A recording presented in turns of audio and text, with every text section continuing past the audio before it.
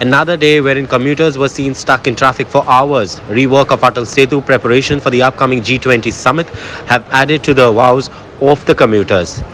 Closure of road repairs of potholes and traffic diversion without prior intimation to the public caused immense inconvenience to the commuters who are left stagnant for several hours in Panjim and nearby areas on Thursday. Watch.